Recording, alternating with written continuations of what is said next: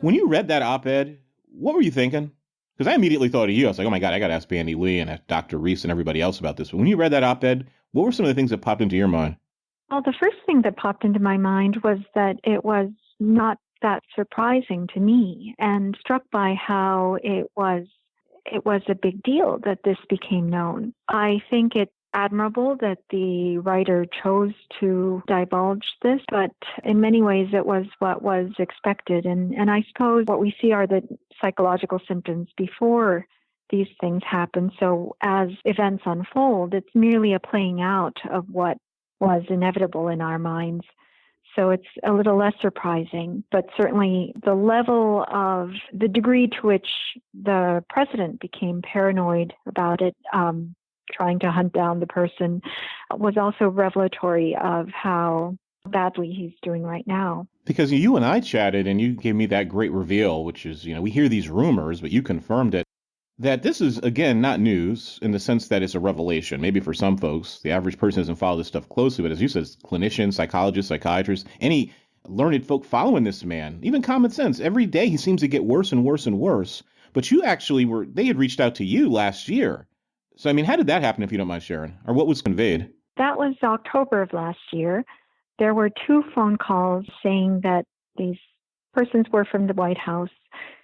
They seemed very credible. They were very genteel over the phone and very respectful. They were calling because they found me to be credible based on the book that I edited, and they were trying to figure out a solution, I guess. They were really asking for help. So the anonymous op-ed, in a sense, for me as a mental health professional, I can only see it as a call for help. And it's understandable in a sense, because mental impairment can be quite overwhelming and powerful in ways that ordinary persons who are not used to mental symptoms can be caught unaware and at a loss as to how to respond, because it's something that often defies logic or reason and can overcome healthy individuals through its sheer force. So much of this is predictable from a clinical standpoint that he's not going to get better, that he may have had some other conditions and the stress is just amplifying it. But if you were just going to explain, to a layperson, here's the behavior he's exemplifying, and here's what it tells us, what would you communicate?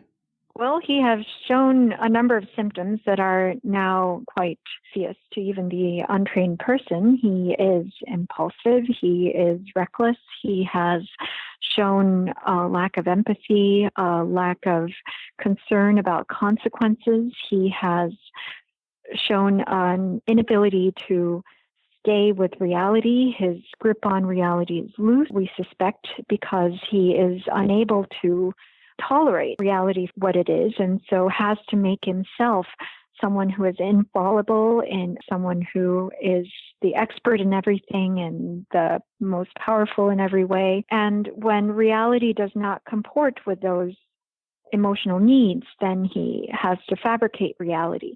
He's also shown a tendency of having to show himself as strong and powerful, and he's constantly preoccupied with his self-image. He's unable to tolerate criticism, and he lashes out when there's a hint of anyone being against him or challenges his authority. And all those things are signs of weakness, not strength. Someone with this type of behavior, this unwellness, because again, this is public behavior as president, is one of the most documented and followed people on earth, if not the most. How much of this is intentional in the sense that some people say, well, it's his personality and, he's not really responsible for what he's doing. This is just who he is. Because I'm trying to think, is this strategic on some point? Is it just pure impulse? There's both. He tries to strategize, and he often has intents that are not always honest or good in intention. But what we see is actually rigid, predictable behavior. In other words, when someone is behaving in a way that is due to their impairment, their behavior becomes predictable and rather rigid. Normal behavior is actually very wide-ranging. You can choose not to behave a certain way. You can change your method, can change your responses. That's a more healthy response. In his case, we find that his responses are almost always predictable. In other words, the denial of any failure or error in Puerto Rico, denial of blatant fact, those can be very effective and be mistaken for strategy. But actually, impairment often is effective in that way, effective in bringing about damage and destruction. And that's why we consider it pathology rather than a healthy response. He responds in a way that doesn't really help him or others and can't really prevent things from happening. He can't, for example, decide to think more carefully or respond more thoughtfully next time, but he simply reacts.